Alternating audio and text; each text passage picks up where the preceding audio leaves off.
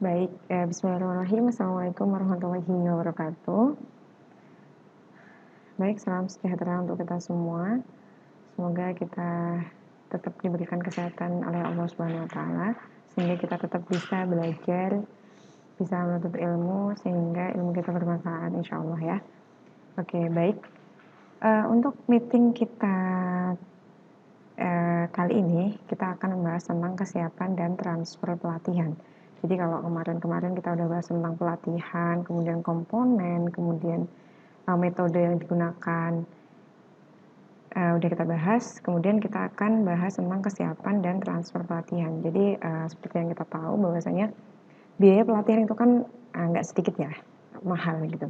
Jadi manajemen atau organisasi itu harus memastikan bahwasanya metode pelatihan nantinya itu cocok gitu ya, cocok terhadap peserta pelatihan, kemudian sasarannya tepat, kemudian tujuannya, ekspektasinya gitu juga harus tepat karena memang antara biaya dan output itu memang harus banding gitu. Nah, salah satunya juga harus dipastikan bahwasanya selama pelatihan itu terjadinya transfer. Nah, transfer ini macam-macam ya. Ada transfer ilmu, kemudian transfer pengetahuan, kemudian ataupun praktiknya selama dalam pelatihan gitu. Kalau misalnya kita simulasikan dalam perkuliahan misalnya kita mahasiswa itu kuliah ya, perkuliahan dengan dosen, kemudian dosen memberikan materi, ceramah, kemudian memberikan perkuliahan lah ya, teori-teori dan lain sebagainya. Tetapi mahasiswanya nggak cocok nih sama dosennya, ataupun mungkin mahasiswanya nggak suka dengan pembelajarannya, atau mungkin memang mahasiswa itu datang, tetapi pikirannya tuh traveling kemana-mana, itu kan pasti tidak akan terjadinya transfer gitu. Dia cuma datang, tapi dia tidak paham apa yang disampaikan oleh dosen tersebut. Maka itu tidak akan terjadi transfer. Oleh karena itu, karena kalau kita simulasikan ke dalam organisasi, ke dalam pelatihan, karena pelatihan itu biayanya nggak murah, maka manajemen ataupun organisasi itu harus memastikan bahwasanya pelatihan itu sesuai dengan apa yang diinginkan oleh peserta pelatihan.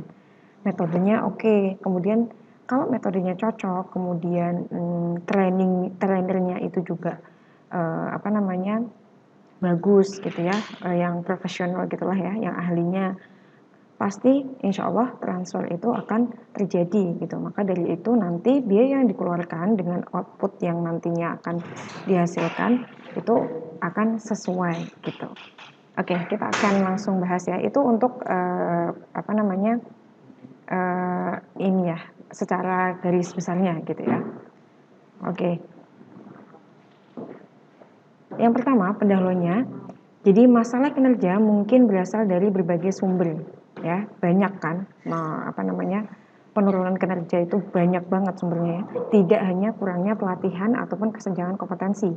Jadi kinerja karyawan rendah itu tidak hanya dipengaruhi oleh kurangnya skill dia, bisa aja mungkin kurangnya motivasi, kemudian kesejahteraan, rewardnya kurang, gajinya kok dikit, ataupun masalah kehidupan pribadi. Kadang juga banyak ya karyawan-karyawan itu yang dia punya masalah pribadi di rumah gitu ya, dibawa ke kantor gitu, dibawa ke kerjaan. Maka dari itu kan pasti dia nggak fokus, kemudian pekerjaannya nggak selesai, kinerjanya pasti turun. Nah itu tidak hanya kurangnya pelatihan ya, tidak hanya kurangnya skill dia ataupun kesenjangan kompetensi, nggak hanya itu.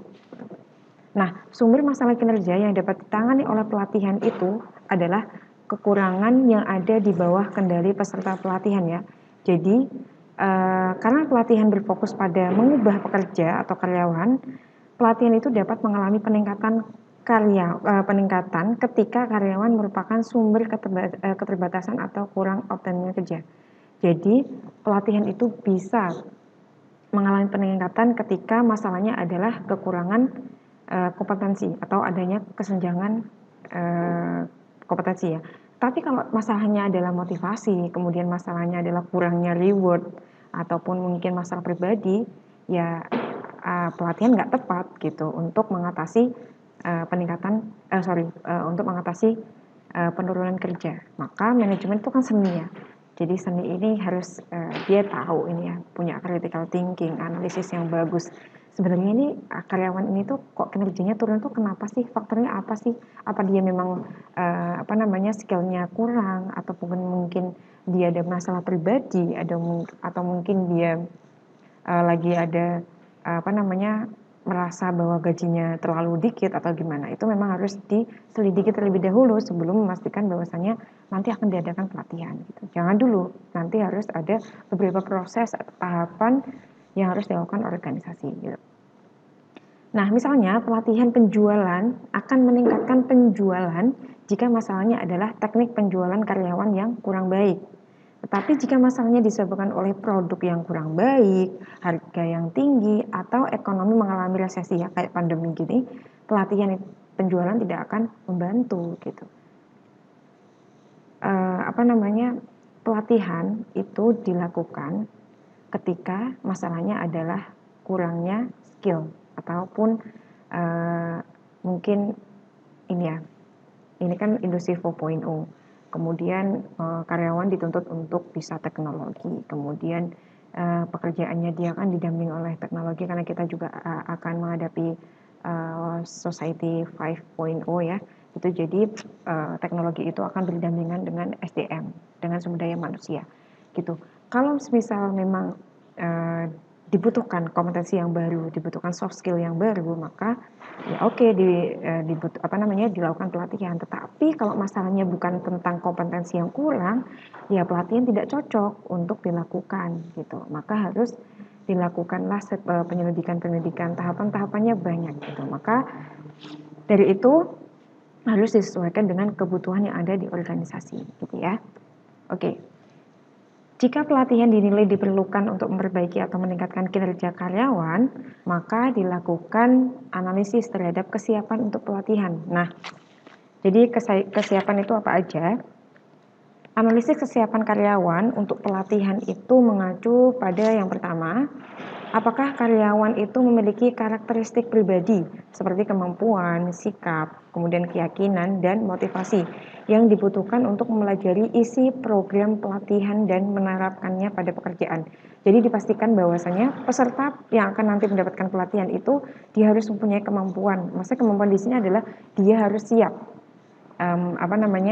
diberikan pelatihan gitu ya, diberikan pelatihan, kemudian dia juga punya motivasi untuk mengikuti pelatihan. Kalau mereka nggak punya kemampuan untuk menangkap materi yang nantinya akan diberikan pelatihan, kan percuma aja kalau nanti tidak terjadi transfer kan gitu ya. Konsep sederhananya kan begitu. Kemudian kalau misalnya dia motivasinya rendah selama pelatihan, dia juga nggak akan mengalami transfer. Maka dari itu dipastikan bahwasanya peserta pelatihan itu harus memiliki kemampuan, sikap, keyakinan, dan motivasi yang tinggi sehingga nanti dia bisa mempelajari materi-materi pelatihan, kemudian program pelatihan yang diadakan oleh organisasi sehingga bisa diterapkan dalam pekerjaan mereka sehari-hari gitu. Yang kedua, apakah lingkungan pekerjaan dapat memfasilitasi dan tidak mengganggu kinerja? Ini juga harus dipastikan bahwa lingkungan pekerjaan itu mendukung pelatihan organisasi, ya, pelatihan itu ya. Jadi kalau misal pelatihan untuk komputerisasi gitu, maka dalam suatu organisasi itu juga harus ada alatnya gitu. Percuma dapat pelatihan tentang misalnya digital marketing, tetapi organisasi tidak memfasilitasi itu, maka kan percuma gitu. Dia dapat pelatihan, tapi dia tidak bisa menerapkannya dalam pekerjaan mereka gitu. Maka semuanya harus berkolaborasi, semuanya harus engage gitu ya, sehingga pelatihan itu outputnya akan bermanfaat untuk organisasi yang nantinya bisa memberikan keunggulan kompetitif untuk organisasi tersebut. Kemudian faktor-faktor yang mempengaruhi kinerja dan pembelajaran. Jadi selama selama pelatihan itu kan pasti terjadi proses belajar gitu ya. Jadi faktor-faktor yang mempengaruhi kinerjanya itu yang pertama ada karakteristik orang ya, ada kemampuan dan keterampilan, sikap dan motivasi. Tadi ya sudah dijelaskan bahwa kemampuan dan keterampilan itu dipastikan harus ada karena ini terkait dengan nanti materi yang akan disampaikan oleh trainer ini itu bisa masuk ke dalam pikiran, ke dalam otak si peserta pelatihan gitu. Kemudian sikap dan motivasinya juga harus tinggi selama mengikuti pelatihan. Nah, kemudian ada input. Nah, input itu meliputi memahami kebutuhan untuk berprestasi. Kemudian sumber dayanya harus ada ya, peralatan selama pelatihan itu nanti dibutuhkan apa aja gitu. Kemudian gangguan dari tuntutan kerja yang lain, kesempatan berprestasi dalam selama input itu pastikan karyawan-karyawan atau peserta pelatihan itu harus seperti dia harus jiwa berprestasinya itu keluar gitu. Jadi nanti kan dia bisa mencerna materi pelatihan itu. Kemudian untuk outputnya ada standar untuk menentukan keberhasilan kinerja ya. Jadi emang larinya kan ke sana ya, larinya adalah pelatihan itu ke kinerja. Kemudian konsekuensinya itu ada konsekuensi positif atau intensif berprestasi. Itu misal ada rewardnya kalau misal dia bisa melakukan dia bisa melewati berbagai macam tahapan pelatihan. Kemudian tidak banyak konsekuensi negatif untuk berprestasi ini. Kemudian umpan balik yang sering dan spesifik tentang bagaimana pekerjaan itu dilakukan nanti tentang kalau setelah dapat pelatihan itu kan nanti diterapkan ya di dalam suatu pekerjaan mereka sehari-hari. Maka ini tentang itu. Nah, faktor-faktor inilah yang nantinya akan meningkatkan kinerja dan pembelajaran. Gitu. Oke, kemudian kita ke transfer pelatihan ya. Nah, faktor-faktor yang mempengaruhi transfer pelatihan itu ada 3. Ini menurut Baldwin and Ford tahun 2003. Yang pertama, input pelatihan yang meliputi karakteristik peserta pelatihan, kemudian desain pelatihan, dan lingkungan kerja. Jadi inputnya itu harus ada peserta ya, ada peserta, kemudian desain pelatihannya harus siap, matang, kemudian cocok gitu ya untuk peserta pelatihan, dan juga lingkungan kerjanya harus mendukung juga, harus mendukung pelatihan. Kemudian pelatihannya itu pembelajaran dan penugasannya. Ini pembelajaran itu kan jangka panjang ya, karena kerja itu kan nggak hanya sehari 2 hari ya, ya pasti tahun-tahunan gitu. Maka selama itu kan dia harus belajar, oh ternyata misalnya rumus ini berlaku untuk ini. Kemudian kalau mau mengerjakan laporan yang ini ternyata memang harus pakai yang ini dan lain sebagainya. Kemudian kondisi transfer itu berfokus pada generalisasi dan pemeliharaan pelatihan. Pemeliharaan pelatihan ini ya termasuk bahwasanya ketika kita dapat pelatihan, dapat materi. Nah, materi itu kita harus jaga. Kayak misalnya nggak langsung hilang gitu ya. Jadi kalau dapat materi, keluar ruangan terus hilang, itu enggak. Nah, maka harus dilakukan pemeliharaan pelatihan gitu. Nah, ini ada model transfer pelatihan dari Baldwin and Ford tadi ya tahun 2023 bahwasanya ada input pelatihan, output, dan kondisi transfer ya. Jadi untuk inputnya itu ada 3. Yang pertama ada karakteristik peserta pelatihan yang meliputi ada motivasi dan kemampuan tadi. Kemudian desain pelatihan, diantaranya ada menciptakan lingkungan belajar. Ini nanti kita akan bahas di next meeting. Kemudian penerapan teori transfer menggunakan strategi manajemen diri. Kemudian untuk yang lingkungan kerja ada iklim untuk transfer ya, transfer. Jadi memang harus dipastikan bahwa terjadi transfer selama pelatihan. Nah, trainer itu biasanya harus menciptakan iklim belajar yang bagus selama pelatihan. Jadi dia harus memotivasi peserta pelatihan untuk kayak semisal fokus gitu ya, fokus selama pelatihan sehingga nanti materi-materi yang disampaikan oleh trainer itu masuk ke dalam pikiran-pikiran si pelatihan. Maka dari itu kan sehingga kalau semisal nggak terjadi transfer kan sama aja gitu. Kemudian dukungan manajemen. Nah, penting ini ya, isu kepemimpinan itu kan ini ya, sangat menentukan iklim di dalam suatu organisasi. Maka dalam semua faktor peningkatan kinerja itu memang salah satunya pasti harus didukung oleh organisasi. Salah satunya ya pelatihan. Kalau misal manajemennya mendukung, kemudian manajemennya itu kan banyak ya, ada variabel-variabel tentang leadership juga, ada empowering leadership, ada encourage leadership. Nah, itu salah satunya dia harus mendukung semua yang kayak dilakukan oleh organisasi untuk meningkatkan kinerja karyawan gitu. Kemudian kesempatan melaksanakan dan dukungan teknologi. Dukungan teknologi ini ya tadi kalau semisal teknologi sekarang itu pakai apa, kemudian dilakukan pelatihan tentang itu. Maka kalau semisal karyawan itu dapat materi pelatihan yang membutuhkan teknologi, itu harus disiapkan juga oleh organisasi sehingga nantinya tidak mubazir gitu loh. Kita dapat pelatihan tentang teknologi ini tetapi di kenyataannya adalah organisasi itu tidak memfasilitasi gitu. Itu kan sama aja gitu. Nah, untuk outputnya itu tadi ya pembelajaran dan penugasan ini terkait dengan nanti dia kerja menerapkan materi-materi pelatihan itu dalam pekerjaan sehari-hari. Kemudian untuk kondisi transfernya adalah generalisasi dan pemeliharaan yang seperti saya tadi jelaskan juga bahwa memang harus dilakukan pemeliharaan pelatihan sehingga pelatihan-pelatihan yang sudah diberikan itu tidak langsung tiba-tiba langsung hilang gitu ya. Jadi memang ada input, output, dan juga ada namanya pemeliharaan sehingga nantinya transfer itu dapat berguna secara terus-menerus diterapkan di dalam suatu pekerjaan masing-masing peserta pelatihan. Nah, ini adalah ada contoh kendala di lingkungan kerja yang menghambat transfer pelatihan ya.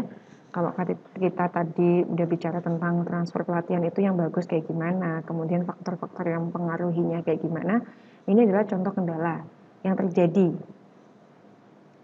di lingkungan kerja yang dapat menghambat transfer pelatihan. Ini menurut MOE tahun 2003. Jadi kendala yang pertama adalah kondisi kerja.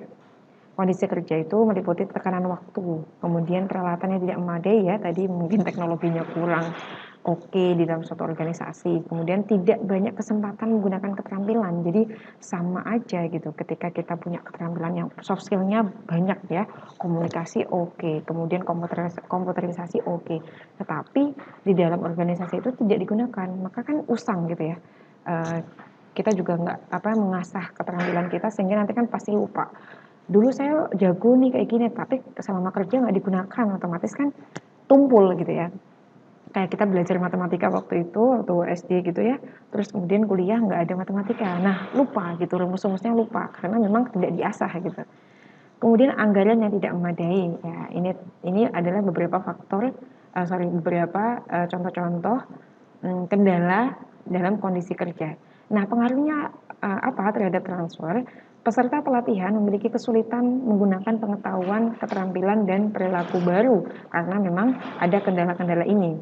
Kemudian yang kedua adalah kurangnya dukungan rekan kerja.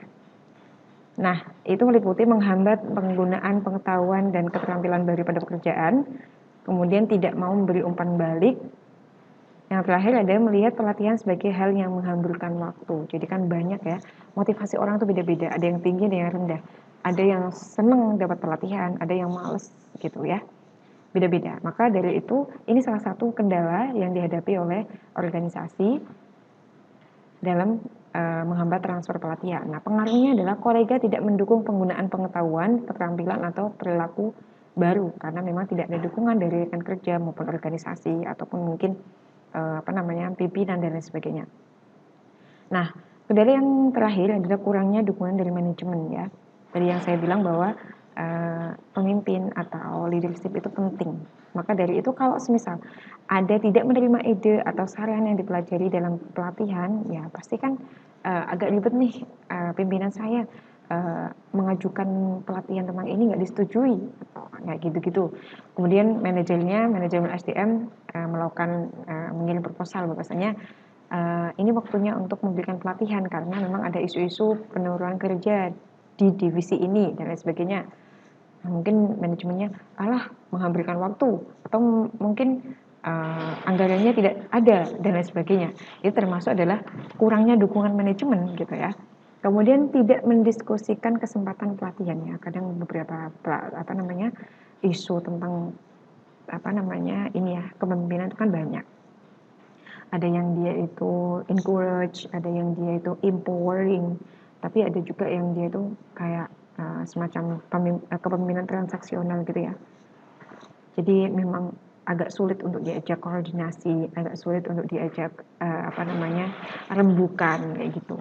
Ini kinerja menurun Pak, gimana ini harus kayak gimana, tapi dia cuek dan lain sebagainya. Dia tidak merangkul karyawan-karyawan di bawahnya, itu kan juga akan sulit nantinya untuk karyawan berkembang gitu ya. Kalian pasti tahu kan bahwa ada beberapa post di sosial media bahwasanya kurir yang tadinya kurir lulusan SMA kemudian dia bisa jadi branch manager itu karena ada dukungan dari pimpinan. Dia dikasih kesempatan untuk belajar, dikasih kesempatan untuk kelas komputer, dikasih kesempatan untuk diberikan pelatihan tentang laporan keuangan dan lain sebagainya, sehingga yang tadinya dia kerja di situ di awal adalah kurir, dia bisa jadi branch manager karena pemimpinnya bisa mengembangkan ini soft skill karyawan gitu.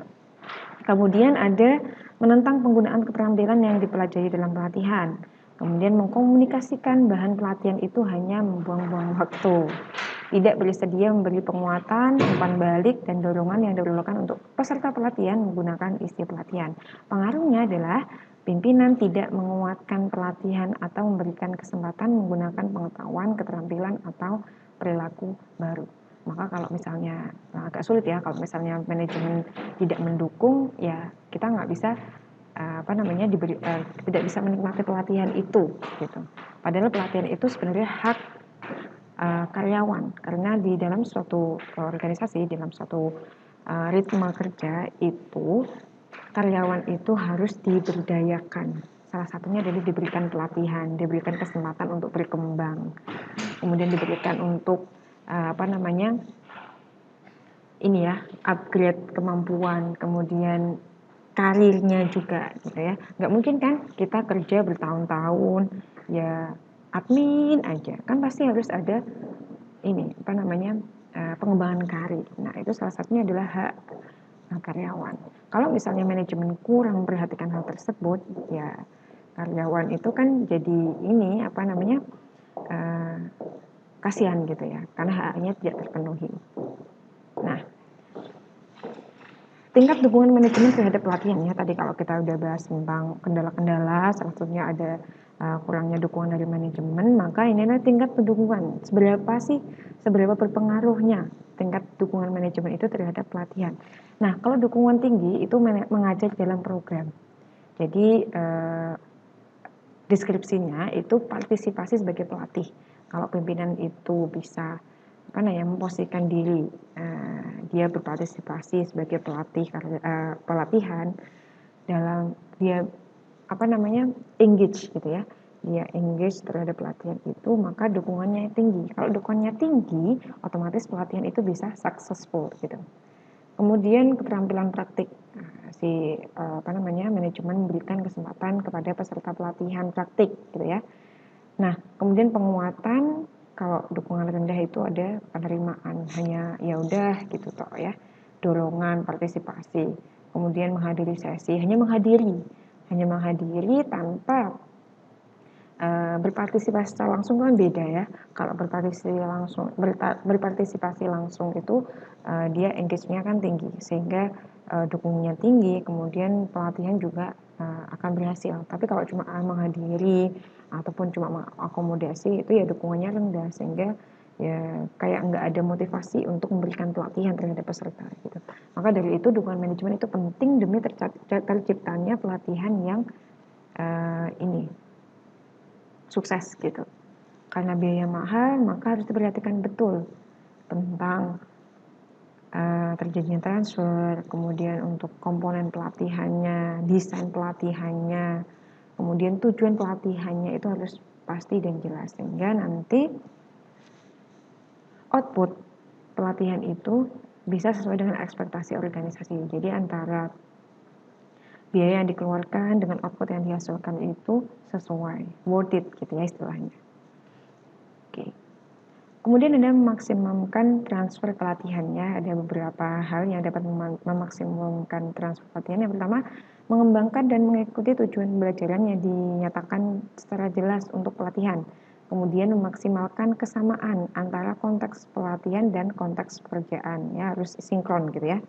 Kemudian perlu mempraktikkan perilaku baru atau bahkan belajar lebih ekstra. Tadi saya bilang bahwa belajar itu proses yang panjang ya, nggak hanya hari ini, pasti terus. Kita juga jadi manusia, menjadi khalifah di bumi ini pasti dituntut untuk terus belajar terus karena lingkungan kita itu kan tidak menentu ya. Kadang sesuai dengan kita, kadang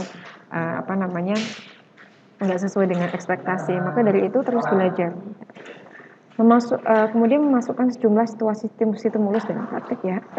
Kemudian memberi label atau mengidentifikasi ciri-ciri penting isi yang akan dipelajari selama pelatihan ya tentunya. Kemudian memastikan bahwa prinsip-prinsip umum yang mendasari isi yang spesifik dapat dipahami ya. Kemudian menyediakan kesempatan yang cukup untuk menjalankan kembali pada pekerjaan yang telah dipelajari dan memastikan bahwa ada iklim yang mendukung untuk belajar dan untuk mentransfer pelatihan. Tadi ya, iklim itu bisa diciptakan oleh organisasi, bisa diciptakan oleh trainernya, bisa diciptakan oleh seluruh peserta. Jadi saling bekerja sama antara peserta pelatihan, antara trainer, antara manajemen, itu harus saling berkolaborasi sehingga pelatihan itu bisa sukses. Gitu. Kemudian, lingkungan organisasi yang mendorong transfer, ada organisasi pembelajar dan manajemen pengetahuan. Kalau organisasi pembelajaran itu meliputi akuisisi, berbagi, retensi informasi ini kayak manajemen pengetahuan itu terdapat ada akuisisi pengetahuan, kemudian sharing pengetahuan, retensi informasi, kemudian praktik MSDM-nya juga oke. Budaya organisasinya juga mendukung, kemudian kepemimpinannya ya, tadi kepemimpinannya juga harus empowering, memberdayakan gitu. Kalau semisal ini itu saling berkolaborasi, kemudian saling bisa mendukung, maka transfer itu juga pastinya akan terjadi, pastinya juga akan sesuai gitu. Kemudian manajemen pengetahuan, ada akuisisi pengetahuan, kemudian distribusi dan berbagi pengetahuan ya. Pengetahuan itu bisa aja dari mana eksplisit bisa, implisit bisa ya. Yang bisa kalian sama temennya gitu ya. Misalnya ada pengetahuan baru, ada sharing gitu, sharing terhadap temennya. Nah itu kan akuisisi pengetahuan ya, ada sharing pengetahuan, ada akuisisinya. Kalau semisal knowledge manajemennya itu bisa istilahnya bisa di manage dengan bagus, maka keunggulan kompetitif itu bisa dicapai oleh organisasi. Ada beberapa artikel banyak kalian bisa cari tentang manajemen pengetahuan yang dapat meningkatkan kinerja.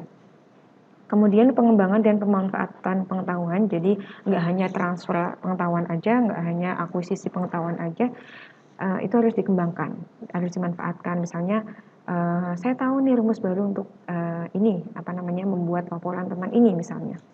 Nah itu harus diimplementasikan ke dalam dunia kerja. Ini konteksnya adalah pekerjaan. Maka dari itu manajemen pengetahuan itu penting untuk peningkatan kinerja. Kemudian ada pemeliharaan dan penyimpanan pengetahuan. Nggak serta-merta kalau dikasih misal ilmu baru, habis itu kita nggak aware terhadap pengetahuan itu kan sia-sia aja.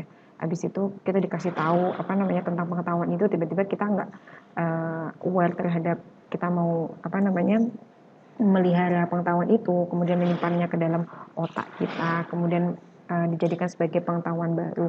Kalau misalnya nggak terjadi seperti itu, maka ya sama aja gitu, bahwa kita tidak bisa memanage pengetahuan baru yang di-sharing ke kita gitu. Maka ini ada topik tertentu manajemen pengetahuan. Kalau kalian ada nanti bisa insya Allah melanjutkan ke magister, nanti insya Allah dapat mata kuliah tentang ini gitu ya.